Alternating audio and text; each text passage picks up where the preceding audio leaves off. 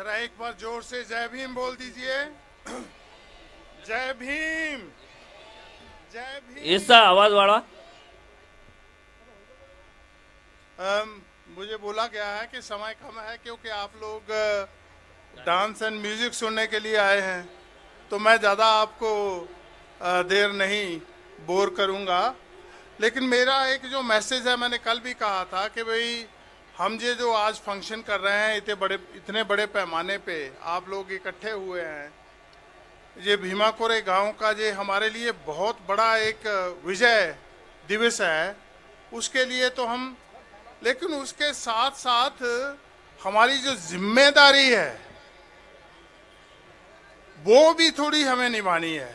वो जिम्मेदारी क्या है कि बाबा साहब अम्बेडकर के इतनी बड़ी कुर्बानी देने के बावजूद भी, महाराष्ट्र की धरती के एक एक कोने पे अपना संघर्ष चलाने के बावजूद भी, मेरा अपना मानना था कि अगर सबसे पहले कहीं क्रांति होगी और सबसे पहले कहीं बाबा साहब अम्बेडकर की सत्ता आएगी तो वो महाराष्ट्र में आएगी, जितना काम बाबा साहब ने किया। लेकिन मुझे पता नहीं क्यों निराशा हो रही है इससे कि भाई जिस संविधान ने कल संविधान की भी बात हुई थी, मैं 2 मिनट संविधान पे बोल के अपनी बात खत्म करूंगा। मैं कई बार देखता हूं कि भाई संविधान आने से पहले और संविधान आने से बाद जो 2 तब्दीलियां हुई हैं, उनको अगर हम थोड़ा सा पहचान लें तो हमें पता चलेगा कि संविधान कितनी महत्वपूर्ण किताब है। मैं ऐसा मानता हूं कि जितनी भी धार्मिक पुस्तकें हैं वो एक तरफ रखो तो संविधान को एक तरफ रखो तो संविधान भारी पड़ेगा, क्योंकि बाकी सारे जितनी भी किताबें हैं, धार्मिक किताबें हैं, वो आप क्या किसी को भी कोई अधिकार नहीं देती। जिम्मेदारी बताते हैं आपको, जहां झुकना है, जैसे बैठना वैसे बैठना है, ये करना है वो नहीं करना। लेकिन एक ही किताब है भारत में जिसको हम संविधान कहते हैं भारत का, जिसने आपको सबसे ज्यादा, जितने आप संभाल सकते थे इतने अधिकार दिए। मैं तो समझता हूं कि बाबा साहब अम्बेडकर ने संविधान लिखकर मेरे जैसे पशु को भी आदमी बना दिया। और आज मेरी जो जिम्मेदारी उसने लगाई बाबा साहब अम्बेडकर ने कि भाई मैंने तुझे तो आजाद कर दिया, लेकिन तेरे जुम्मे एक ड्यूटी है कि सारे भारत में घूम के आपको एक एक आदमी को जलाना है। तो वो मैं आपका काम कर रहा हूं।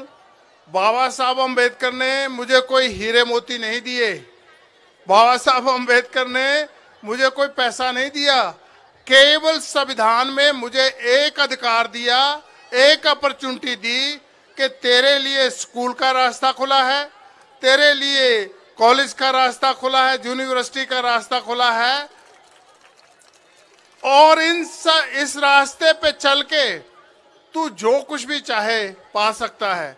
मुझे याद आ रहा है एक मिनट कि मेरी माँ एक बार मुझे एक पंडित के पास लेके गई थी कि पंडित को मेरा हाथ दिखाकर बोलती कि पंडित जी जरा बताओ कि मेरा बेटा 2-4 जमातें पढ़ के कोई अच्छी सी पोस्ट पे भी चले जाएगा, अच्छी सी।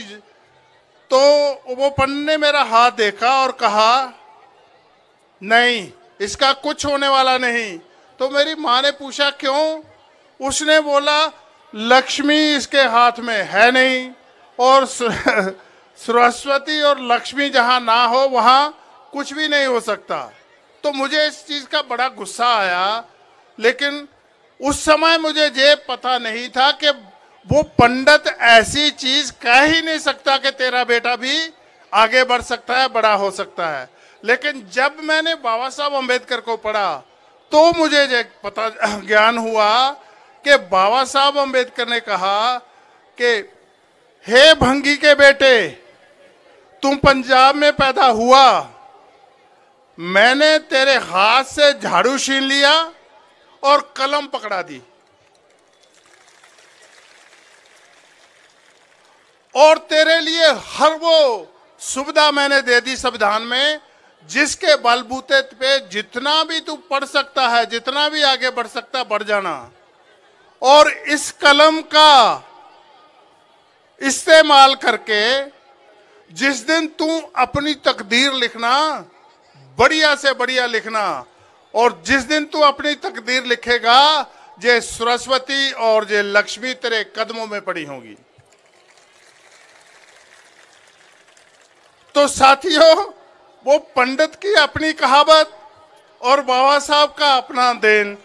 तो मुझे ऐसे लगता है कि अगर हम बाबा साहब के रास्ते पे चलें, मुझे पता नहीं बाबा साहब कितनी बार टांगे पे चढ़े, चढ़ने दिया या नहीं चढ़ने दिया, लेकिन बाबा साहब अम्बेडकर ने और बाबा साहब अम्बेडकर के संविधान ने इस भंगी के बेटे को 1 महीने में 2 बार एरोप्लेन पे चढ़ा दिया।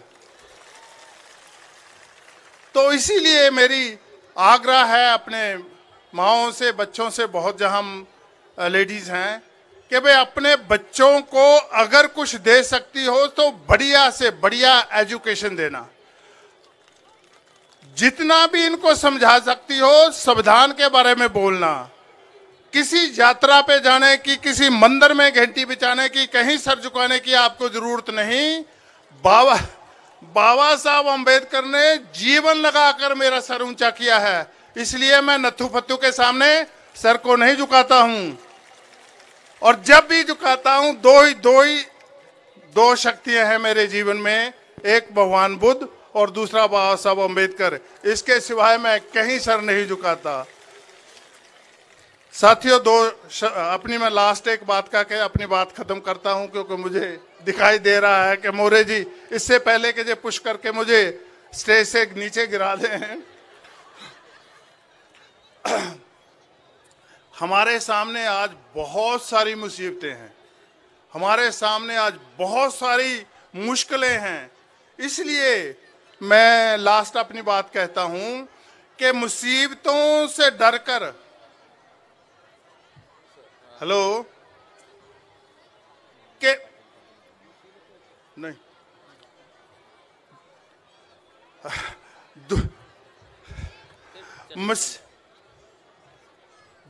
मुसीबतें समेट कर हम अपनी समस्याओं की, अपनी मुसीबतों की बात करते हैं। मुसीबतें समेट कर सारे जहान की, और जब कुछ ना बन सका तो अम्बेडकर बना दिया। जो काम कोई देवी देवता ना कर सके, जो काम कोई देवी देवता ना कर सके, मेरे भीम की कलम ने करके दिखा दिया। जब से जलाए दिए उसने रास्तों में अपने दुश्मन ने आंधियों का कहर उठा दिया। जब से जलाए दिए उसने रास्तों में अपने दुश्मन ने आंधियों का कहर उठा दिया। कोई तो दिया बच के मंजिल का पता देगा, यही सोच मैंने लाखों दियों को जला दिया। जय भीम, नमो बुद्धाय। सर, खूप खूप धन्यवाद. आपण लंडनहून आले त्यासाठी तुमचं धन्यवाद. आणि ते हर वर्षी येतील. सर बराबर आहे ना? Ram sir, 1 minute. आप यहाँ पे हर साल आएंगे? 1 मिनट घोषणा कर दो सर. आइए आइए सर. बोलो ना. एक संकल्प मोरे साहब मांग रहे हैं कि भाई मैं जब तक जिंदा रहूं तब तक मैं इस भीमा कोरे गांव की फंक्शन में अमरावती हर साल आता रहूंगा. Thank you very much.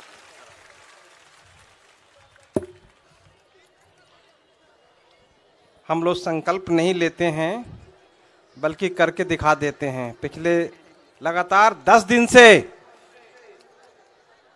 Bombay से अमृतसर से कपूरथला, फागवाड़ा, जालंधर, दिल्ली, नागपुर, आज हम लोग अमरावती में हैं.